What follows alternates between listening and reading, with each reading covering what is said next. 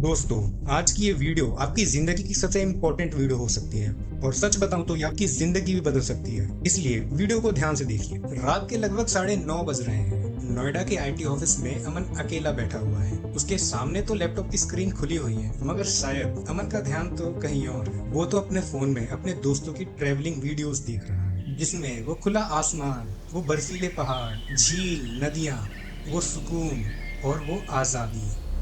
दोस्तों, अमन चाहे तो ये सारी वीडियोस घर जाके सुकून से देख सकता है। उसकी शिफ्ट भी 8 बजे तक खत्म हो चुकी है और ना ही किसी ने उसको रुकने के लिए बोला है। मगर असल बात तो ये है कि अमन अपनी जिंदगी से थक चुका है। अमन के अंदर अब वो पहली वाली खुशी नहीं जो उसे घर जाने में होती थी। अमन घर जाता है, कुछ देर फोन चलाता है, फिर सो जाता है और कल फिर यही ऑफिस। उसकी डेली लाइफ में सारी चीजें रिपीट ही हो रही थी, यानी कुछ नहीं बदल रहा था सिवाय सब्जियों के। और इसी वजह से आज वो ऑफिस में बैठे बैठे ये सोच रहा था कि क्या मेरी बाकी की जिंदगी भी ऐसे ही गुजरेगी।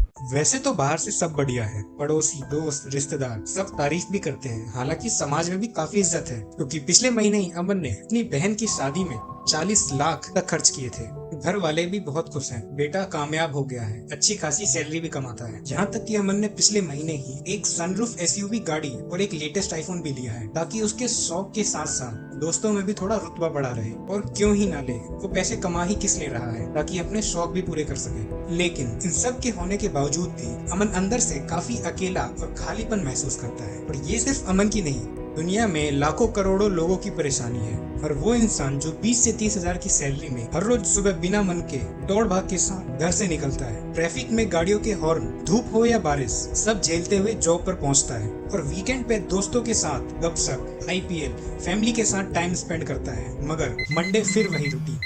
अपने आप से एक सवाल पूछिए, क्या आप यही जिंदगी जीना चाहते थे? अपनी आजादी, अपने सपने सब कुर्बान करके सिर्फ चुपचाप सब सहते हुए हर रोज वही रिपीटेड जिंदगी जीना। दोस्तों, 2024 में गैल्प ने दुनिया का सबसे बड़ा वर्क प्लेस सर्वे किया था, जिसमें लोग और 160 से ज्यादा देश शामिल थे। और इसमें पाया जाता है कि दुनिया भर के वर्कर्स में से सिर्फ 23% लोग अपने काम में ट्रूली इंगेज्ड हैं। बाकी 77% या तो क्वाइट क्विटिंग कर रहे हैं या एक्टिवली डिसएंगेज्ड हैं अपनी जॉब में। साउथ एशिया और इंडिया में तो और भी बुरा हाल है। सिर्फ 21% लोग ही इंगेज्ड हैं, यानी हर वो 10 में से 8 लोग ऐसे हैं जो हर सुबह एक ऐसी जॉब पर जाते हैं जहां उनका दिल नहीं लगता। ये लोग शाम को थके हारे घर पर आते हैं, वीकेंड का इंतजार करते हैं और फिर मंडे आ जाता है। ये साइकिल साल भर साल चलती है और कभी तो ये मरते दम तक चलती है। लेकिन जानते हो, यही सर्वे एक और चीज बताता है कि जो 23% लोग इंगेज्ड हैं, वो ना तो सिर्फ ज्यादा खुश हैं अपनी जिंदगी में, बल्कि वो 18% ज्यादा प्रोडक्टिव भी हैं और उनकी कंपनी 23% से ज्यादा प्रॉफिटेबल भी है। तो सवाल ये नहीं कि पैशन फॉलो करना लग्जरी है या नहीं, सवाल ये है कि पैशन ना फॉलो करना कितना महंगा पड़ जाता है आपको, आपके आसपास वाले लोगों को और देश की इकोनॉमी को। दोस्तों, आप में से बहुत से ऐसे लोग होंगे जो अपनी 20 क्रॉस कर चुके होंगे, लेकिन शायद उन्हें अभी तक अपने पैशन के बारे में पता ही ना हो। लेकिन इसमें आपकी कोई गलती नहीं है। इसका जो सबसे बड़ा कारण है वो एजुकेशन सिस्टम है। आप समझते हैं कैसे? सोचो, आप एक कॉलेज या स्कूल स्टूडेंट हो और मैं आपसे पूछूं कि आप अपने फ्यूचर में कौन सा करियर चूज करोगे, तो लगभग 90% लोग डॉक्टर या engineer, teacher, MBA, CA, cricketer या कोई सरकारी नौकरी ही बताएंगे। मगर मैं इस बात की भी गारंटी लेता हूँ कि कोई भी photographer, beekeeper, luxury critics, sound designer, art therapist, ornithologist, gemologist नहीं बनना चाहता। ऐसा नहीं है कि इनमें कम सैलरी मिलती है इसलिए कोई करना नहीं चाहता, असल में इनके बारे में लोगों को बताया ही नहीं जाता। दुनिया में लगभग 12,000 से ज्यादा कैरियर ऑप्शन है, बट हमें 10 या 15 ही पता होते हैं। सिस्टम हमें एक्सप्लोर करने का मौका ही नहीं देती। जिस एजुकेशन सिस्टम को आप बचपन से आंख बंद करके फॉलो करते आ रहे हैं, उस एजुकेशन सिस्टम को बनाया ही इसलिए गया था ताकि आप कुछ नया ना कर सको, ना कुछ नया सोच सको, यानी क्रिएटिविटी और क्रिटिकल थिंकिंग। ये सब ना करके सिर्फ एक ओबीडेंट फैक्ट्री वर्कर के लिए या सिस्टम के लिए काम कर सको। 1806 में नेपोलियन आर्मी और पर्शियन आर्मी के बीच एक वॉर होता है और इस पूरे वॉर में पर्शियन आर्मी दी बेस्ट और पावरफुल आर्मी होने के बावजूद भी वो नेपोलियन आर्मी से हार जाती है। वहाँ के लीडर्स, राजा महाराजा, उनको समझ नहीं आ रहा था कि आखिर ये हुआ कैसे। इतनी पावरफुल आर्मी होने के बावजूद भी हम नेपोलियन आर्मी से हार कैसे गए। कुछ दिनों बाद ये पता चलता है कि वॉर के टाइम वो अपने सुपीरियर की बात ना मानकर वो सारे डिसीजंस खुद से लेने लगे थे। वहीं नेपोलियन की आर्मी अपने सुपीरियर के अकॉर्डिंग उनके ऑर्डर्स को फॉलो करते हुए ये जंग जीत जाती है और इसी वजह से पर्शियन को अपनी आधी टेरिटरी नेपोलियन को देनी पड़ जाती है। और यही गलती दोबारा से रिपीट ना हो, इसलिए पर्शियन वाले एक सिस्टम तैयार करते हैं जहां वो एक ऐसे लोगों की टीम तैयार करना चाहते थे जो सिर्फ उनके ऑर्डर्स फॉलो करे, ना कि अपने अकॉर्डिंग काम करे। और यहीं से शुरू होता है एजुकेशन सिस्टम। एक ऐसा सिस्टम बनाया जाता है जिसमें उन ब्रेन्स को कंट्रोल किया जा सके जो अभी खुद से सोचने के कैपेबल ना हो, जिन्हें सही और गलत का भी कोई अंदाजा ना हो, ताकि उन्हें जो समझाया जाए वो उसे ही सच मान ले। इसमें लगभग 5 साल से लेकर 13 साल तक के बच्चों के लिए कंपलसरी कर दिया गया था। लेकिन आज यही एजुकेशन सिस्टम में आप 3 साल से लेके आप जितना मर्जी उतना पढ़ सकते हैं, मगर इसकी कोई गारंटी नहीं कि इन सब को करने के बाद भी आपको एक सिक्योर जॉब मिलेगी या नहीं। और अगर आपको ये जॉब मिल भी जाती है तो वहाँ आपको एक बहुत बेहतरीन एग्जाम्पल मिलता है कि जिसने आपको हायर किया है या जो वहाँ का मालिक है वो शायद आपसे कम पढ़ा लिखा हो, मगर फिर भी वो आपसे ज्यादा पैसे कमाता है। और दोस्तों, आज के समय में इसका असर हमारे घर तक पहुंच चुका है। आपने अपने पेरेंट्स, कजन्स, रिलेटिव्स, किसी न किसी से ये जरूर सुना होगा कि एक बार बस डॉक्टर बन जाओ, लाइफ सेट है। एक बार बस डॉक्टर बन जाओ, लाइफ सेट है। मैं तो अपने बेटे को इंजीनियर ही बनाऊंगा कि तू एक काम कर, सरकारी नौकरी की तैयारी कर ले। मगर दोस्तों, कोई आपसे ये नहीं पूछता कि आखिर आपको क्या बनना है, आपका इंटरेस्ट किस में है। और उस समय आपको शायद ये चीजें पता भी ना हो, आपको खुद समझ नहीं आता कि आखिर मुझे करना क्या चाहिए। इसलिए आप उस समय कुछ बोल भी नहीं पाते अपने पेरेंट्स से। और अगर आप कुछ बोलना भी चाहोगे, अपनी बात रखनी भी चाहोगे, पापा, मुझे डांसिंग पसंद है, मुझे पढ़ाई नहीं पसंद। तो आपको समाज में एक बदतमीज टैग दे दिया जाएगा कि संस्कार नहीं है।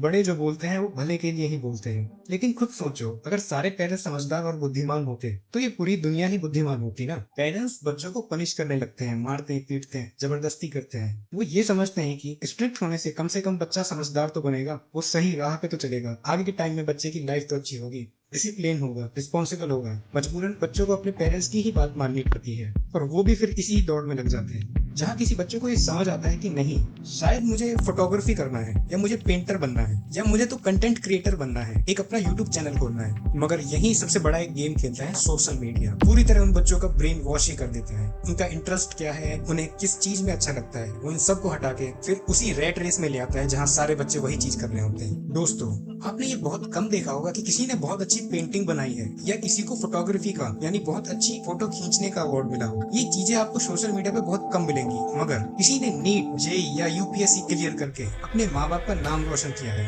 और वो खुशियाँ, सेलिब्रेशन, ये सारी चीजें आपको दिखाई जाती है। माँ बाप भी अपने बच्चों पे प्राउड फील करते हैं और करे भी क्यों ना, बच्चा आखिर काफी मेहनत करके यहाँ तक पहुँचा है। मगर यही रील वापस रिपीट होते होते और देखते देखते ये चीजें हमारे दिमाग में बैठ जाती है कि नीट, जेईई, सरकारी नौकरी, इसी टाइप की चीजें जो है जिनसे हम अपने माँ बाप को अपने ऊपर प्राउड फील करवा सकते हैं। जितनी देर तुम ऐसी वीडियो पे रुक कर देखते हो, उतना ही ज्यादा वही कंटेंट बार बार तुम्हारे सामने आता रहता है, जब तक तुम्हें ऐसा लगने ना लगे कि पूरी दुनिया ही एक इसी रास्ते पे चल रही है और जो इस रास्ते पे नहीं चल रहा वो शायद पीछे रह जाएगा।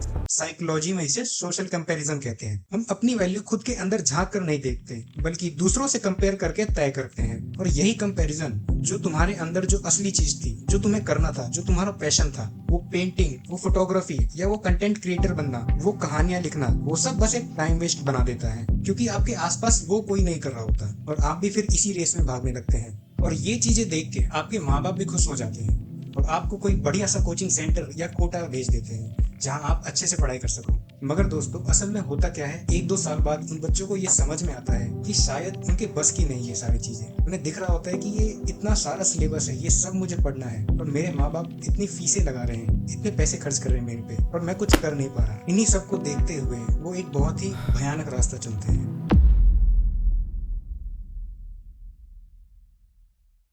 दोस्तों, अगर आप किसी मछली से उसको पेड़ पर चढ़ने के लिए कहोगे तो ये शायद नामुमकिन है, या पूरी जिंदगी निकल जाएगी उसको ऐसा करने में। मगर इसका मतलब ये नहीं कि वो मछली बेकार है या मूर्ख है। इन सभी बातों के बजाय उसे ये जानना जरूरी है वो किस काम में बेहतर है, उसे क्या पसंद है, आखिर वो किस काम के लिए बनी है, यानी कि पैशन। और यही चीज हर इंसान पे लागू होती है कि अगर उससे कोई काम हो नहीं पा रहा तो वो ये ना समझे कि मैं मूर्ख हूँ या मैं किसी काम का नहीं हूँ, बल्कि उसे अपने पैशन को पहचानना चाहिए जिससे वो पूरी जिंदगी भर खुश रहे। और अंत में आप फिर वहीं पहुंच जाते हो जहाँ पे अमन या अमन जैसे लाखों लोग फंसे पड़े हैं। दोस्तों, अभी तक मैंने जितनी भी बातें बताई हैं उन सभी का एक ही मकसद होता है, आपको एक मिडिल क्लास ट्रैप में डालना, और आप पूरी जिंदगी भर ऐसे ही मिडिल क्लास बने रहो, अमीर ही ना बन पाओ। इसलिए आपको एक मनी ट्रैप में फंसाया जाता है। आओ समझते हैं कैसे।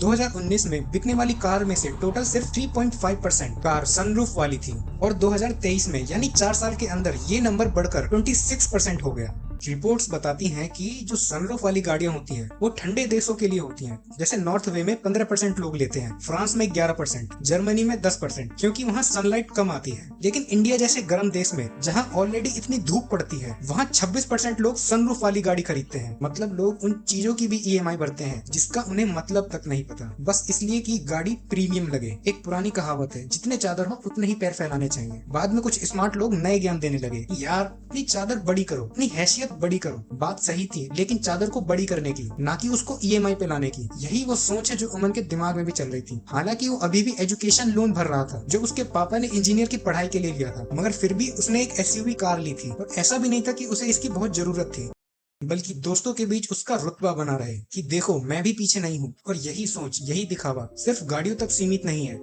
अमन ने अपनी बहन की शादी में 40 लाख तक खर्च किए थे। हालांकि वो 7 से 10 लाख में आराम से शादी हो जाती, पर ऐसा भी नहीं है कि अमन कोई अमीर खानदान से है। वो बस एक स्टेबल जॉब करता है, मगर क्योंकि उसको इतने सारे पैसे एक साल नहीं देने, और इसी वजह से वो 5 से 10 साल तक अपनी जॉब नहीं छोड़ सकता, क्योंकि उसको इसके पैसे भी तो चुकाने हैं। 1977 में इसका बिल्कुल उल्टा था। देश में इतनी गरीबी थी कि गवर्नमेंट ने कानून बना दिए थे कि शादी में 25 से ज्यादा गेस्ट बुला नहीं सकते, वो इलीगल माना जाता था। ज्यादा बुला लिए तो फाइन भरना पड़ता था। मगर आज इंडिया में एवरेज शादी 25 लाख से बढ़कर सिर्फ 2 साल में 36 लाख तक पहुंच चुका है, जबकि देश में 1% लोग ही असल में साल का 25 या उससे ज्यादा कमाते हैं। फिर भी लोग लोन लेते हैं, 30-40 लाख की शादियां करते हैं, क्योंकि समाज के सामने, रिश्तेदारों के सामने शान दिखानी है, एक नाम बनाना होता है, फोटो शूट चाहिए, एक महंगा लहंगा चाहिए, इंस्टाग्राम पर दिखाने लायक शादी होनी चाहिए, चाहे 10 साल के लिए उसकी EMI ही भरनी क्यों ना पड़े। वही एक मिडिल क्लास जो महीने का सही से 30 से 40 हजार नहीं कमा पाता, ना उसको इस बात का यकीन है कि मेरी अगली महीने जॉब रहेगी या नहीं, वही 5 से 10 साल के लिए लोन ले लेता है। और फिर वो एक ट्रैप में फंस जाता है, यानी अपनी लोन, EMI और किस्त, इसको भरने के लिए उसको जॉब करनी पड़ेगी। वो जॉब नहीं छोड़ सकता। देखो दोस्तों, मैं यहाँ कोई अंकल नहीं बन रहा कि पैसे मत उड़ाओ, महंगी चीजें मत खरीदो, बिल्कुल करो, लेकिन प्रॉब्लम ये है कि शादी, एजुकेशन, फोन, गाड़ी, घर, इन सब को लोन पर लेना। ध्यान रखो, मैं यहाँ जरूरत की चीजों की बात नहीं कर रहा। मैं यहाँ दिखावे और हवाबाजी के चक्कर में जो आप लोन भरते हो, जो आप उसकी EMI भरते हो, मैं उसकी बात कर रहा हूँ। और इसी वजह से अमन या अमन जैसे मिडिल क्लास के लोग कभी इस ट्रैप से बाहर नहीं आ पाते। बेशक वो चाहे अपनी जॉब से कितने ही परेशान क्यों ना हो, वो अपनी जॉब नहीं छोड़ पाते। और इसी वजह से इंडिया के 85% से ज्यादा लोग इस ट्रैप में फंसे हुए हैं।